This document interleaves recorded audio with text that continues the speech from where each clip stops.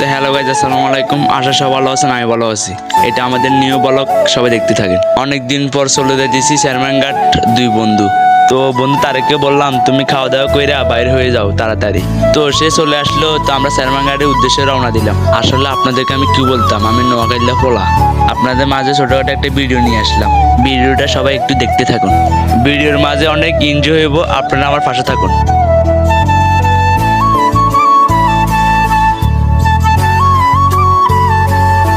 তো এটা আমাদের বুইয়াহাটে বড় ব্রিজ। যখন তারেকে গাড়ি নিয়ে উঠেছে, আমার থেকে অনেক ভয় লাগতেছে।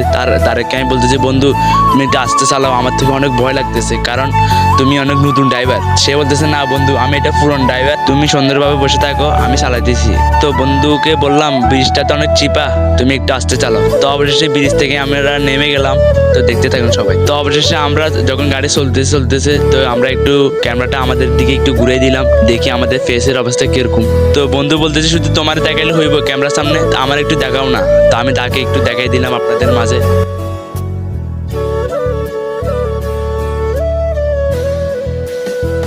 তো বন্ধুকে আমি বলতেছি, বন্ধু তুমি গাড়িটা একটু আস্তে চালাও। বন্ধু অনেকদিন পর শেরম্যানঘাট যাইতেছে, সে অনেক খুশিতে আরো অনেক জোরে চালাতেছে। তো অবশেষে অনেক পথ ফাড়ে দিয়ে চলে আসলাম শেরম্যানঘাট।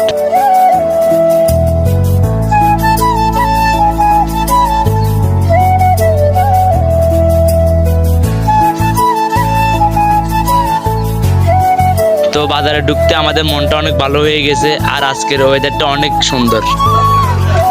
তো আপনাদেরকে তো আর বলে আমি বুঝাতে পারবো না, আর ভিডিওর মাধ্যমে আপনাদেরকে ছোটোখাটো একটু ভিডিও দেখে দিছি ব্যাকগ্রাউন্ড। তো আপনারা যদি আসতেন আপনারা দেখতে পারতেন অনেক সুন্দর ওয়েদার।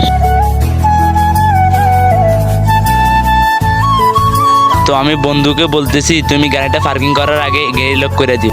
তো এখন গাড়িটা একটু পার্কিং করুম, আর বন্ধু তারেককে বলতেছি তুমি পার্কিং করে আসো, আমি একটু ব্যাকগ্রাউন্ডটা দেখি। আমি বন্ধুর জন্য দাঁড়ায় রয়েছি, কিন্তু বন্ধু আমারও থুয়ে চলে যেতেছে একা একা।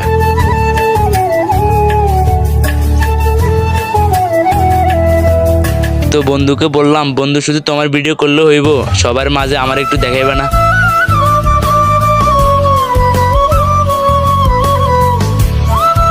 তো আজকে আপনাদেরকে আমি বলে বুঝাতে পারবো না, আজকে আমি অনেক খুশি, আর তাই আমি অনেক লম্বা ক্যাঁক দিয়ে চলে যাইতেছি তাড়াতাড়ি নদীটা একটু দেখার জন্য। আর সবাইকে একটু দেখাও আমি কি করি, কি করতেছি। তো তখন আমার মামা আমাকে ফোন দিয়ে বলতেছে তুমি কোথায়? তো আমি বলতেছি, মামা একটু নদী দেখার জন্য আসছি, একটু পরে আসতেছি। তো এবার একটু ঘোরাঘুরি করতেছি, আর আমার বন্ধু ভিডিও করতেছে। তো বন্ধুর গার্লফ্রেন্ড বন্ধুকে কল দিছে, বন্ধু কথা বলতেছে, আর আমি পিছন থেকে ভিডিও করতেছি। দেখেন সে কি রকম দুষ্টামিটা করতেছে, তার গার্লফ্রেন্ডের সাথে কথা বলতেছে আর হাঁটতেছে, আর আমি পিছন থেকে ভিডিও করতেছি। দেখেন সে কি চিল মোডে আছে। হ্যাঁ, আর আমি একা মানুষ, কি করব ভাই, আমি ওর ভিডিও করতেছি আর ও কথা বলতেছে।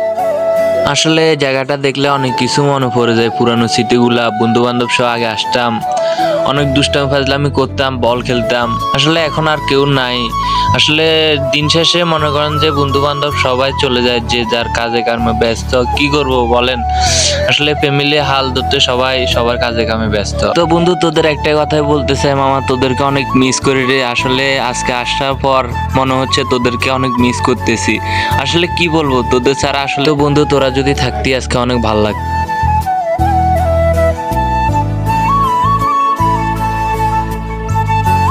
তো আমি দেখতেছি দৃশ্যগুলা, আসলে ভাল লাগতেছে আমার। তো হঠাৎ করে হৃদয় বলতেছে, বন্ধু চল এখান দিয়ে একটু চিপাগুলি আছে, এটা দেখে আসি কি এখানে কি আছে। তো আমি বললাম চল মামা দেখে আসি আসলে কি ভিতরে। তো চলে গেলাম। দেখেন ও কি খুঁজতেছে, ও আসলে লুচ্ছা টাইপের, বুঝছেন, ও আসলে করান চিপাগুলিতে মায়েটাই আছে কিনা ওগুলা দেখে। হ্যাঁ, তো দেখতে থাকুন ও কি করে। আসলে ওর মানে ও মেয়ে দেখে এরকম একটা হাসি দিছে, সে কথা বলার পরে অনেক লজ্জা পেয়েছে। দেখেন সে কি একটা পোস্ট নিছে, মেয়েটারে দেখে আল্লাহ পুরো ক্রাশ খাবে তার প্রতি। হ্যাঁ, তো অনেকক্ষণ তো ক্যামেরার পিছনে ছিলাম, চলে আসলাম ক্যামেরার সামনে। তো বন্ধুরে নিয়ে বলতেছি, বন্ধু চলো একটু ক্যামেরার সামনে একটু পোস্ট নিই। তো পোস্ট নেওয়ার পরে এবার চলে যাচ্ছি ভিতরে দেখেন কি করি। তো বন্ধু আমার ফোনটা দিয়ে বলতেছে তুমি একটু ক্যামেরাটা ধরো, আমি সবাইকে একটু দেখাই। তো বন্ধু এখন অনেক সিল মোডে আছে আর সবাইকে একটু ব্যাকগ্রাউন্ডটা দেখার জন্য বলতেছে আমারে। তো বন্ধু আমাকে বলতেছে বন্ধু আজকে তো সাকিবকে অনেক মিস করতেছি। তাই আমি বলতেছি কিছু করার নাই, সে অনেক ব্যস্ত মানুষ, কি বলুম আর। সে ফোন দিলে ফোন ধরে না। তো আপনাদেরকে এগুলো বলি, আমি ভিডিওটা খারাপ করতে চাই না, তারপরও আমি একটু বলছি সে বলার পরে। তো বন্ধু বলতেছে অনেক তো ঘোরাঘুরি হয়েছে, চল এখন বাড়ি চলে যাই। তো আমি বলছি চলো তাহলে এখন চলে যাই। তো আজকে দিনটা অনেক মিস করবো, চলে যাইতেছি। এখন চলে যাওয়ার সময় একটা জিনিস চোখে পড়লো, হঠাৎ করে দেখতেছি যে কাকারা অনেক কষ্ট করতেছে।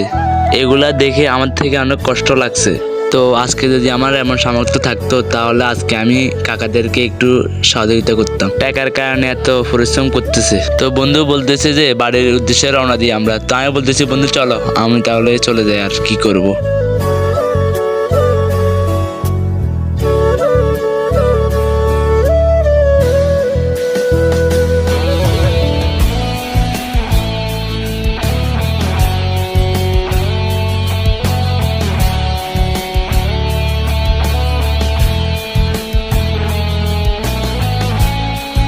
বন্ধুরে বলতেছি তুমি গাড়িটা স্টার্ট দাও, আমি আসতেছি।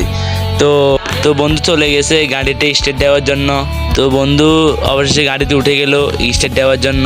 তো আপনারা আমাদের পাশে থাকুন, আমরা আবারও আপনাদেরকে একটু ভিডিও দেখাবো। মাঝখানে আরও অনেক কিছু বাকি আছে ভিডিওর। তো রওনা দিয়ে দিলাম বাড়ির উদ্দেশ্যে।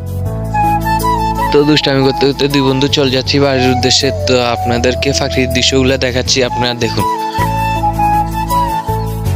তো হঠাৎ করে আমাদের সাথে একটা দুর্ঘটনা ঘটে গেল। গাড়িটা হঠাৎ নষ্ট হয়ে গেছে, চেন ছিঁড়ে গেছে। আসলে আল্লাহর অশেষ মেহেরবানিতে আজকে দুই বন্ধু বেঁচে গেলাম। আসলে মানে নসিব খারাপ হলে যায় হয় আর কি। আলহামদুলিল্লাহ গাড়ির কাজ শেষ করার পরে বন্ধু চলে গেল টাকা দেওয়ার জন্য। তো টাকা দেওয়ার শেষে আবার রওনা দিলাম গন্তব্যস্থানে। ঠিক আছে, আল্লাহ হাফেজ, ভালো থাকবেন। আজকের এই ভিডিওটা এই পর্যন্ত। যদি ভিডিওটা ভালো লাগে একটা লাইক করে যাবেন। তো সবাই ভালো থাকবেন, আসসালামু আলাইকুম।